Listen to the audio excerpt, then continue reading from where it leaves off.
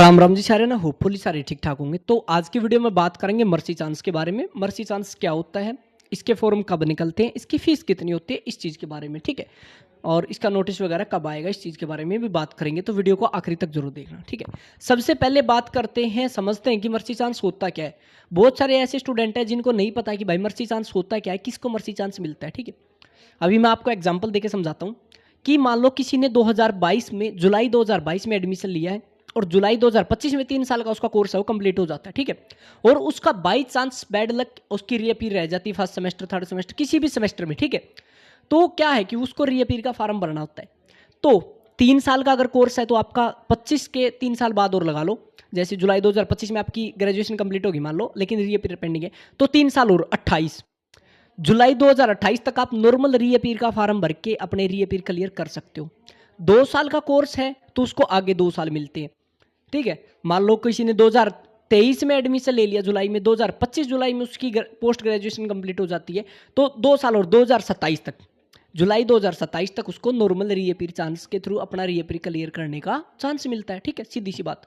फिर भी अगर मान लो कि ग्रेजुएशन वाला 2028 तक, पोस्ट ग्रेजुएशन वाला 2027 तक भी अपना क्लियर नहीं कर पाता, तो वो मर्सी चांस के अंडर कंसिडर कर लिया जाता है, ठीक है। मर्सी चांस में और नॉर्मल रीअपीर में सिर्फ टाइम का होता है डिफरेंस, कि अगर आप जितने साल की आपकी डिग्री है उतने ही आगे के साल में अगर आपकी नॉर्मल डिग्री के थ्रू आप नॉर्मल रीअपीर के थ्रू भी रीअपीर क्लियर नहीं कर पाते, तो आप उसके बाद मर्सी चांस के अंदर कंसिडर किए जाओगे, ठीक है।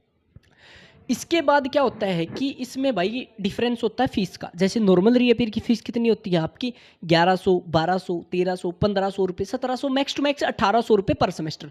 लेकिन मर्सी चांस की फीस होती है 11,000, 12,000, 15,000, 18,000 पर सेमेस्टर।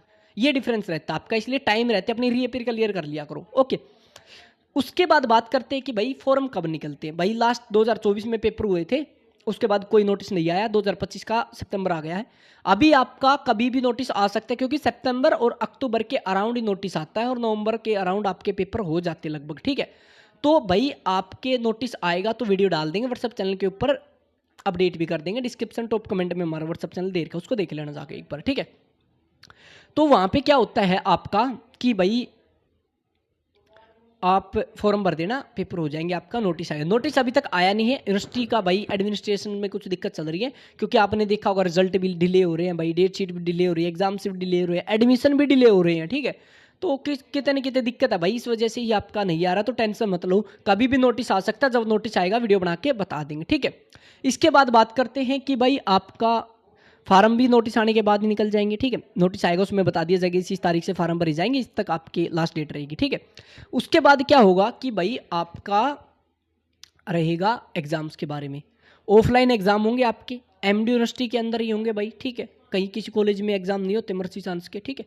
और एक डाउट रहता है कि कब तक के लोग मर्सी चांस का फॉर्म भर सकते हैं, आफ्टर 2005, ठीक है। 2005 के बाद किसी ने graduation, post graduation, diploma, PhD कुछ में भी एडमिशन ले रहा जिसकी रीअपीर रहती है, वो अपना मर्सी चांस का फॉर्म भर के और अपना भाई पेपर दे सकता है। बोलेंगे सिलेबस 2 बार चेंज हो चुका है, हम कौन सा सिलेबस करें। जब आप फॉर्म भरोगे तो वहाँ पे ऑप्शन आता है आपको पुराना सिलेबस का या नए सिलेबस के अकॉर्डिंग पेपर देना है। जैसे भी आप पेपर देना चाहते हो वैसे ही आप सेलेक्ट करके पेपर दे सकते हो, ओके।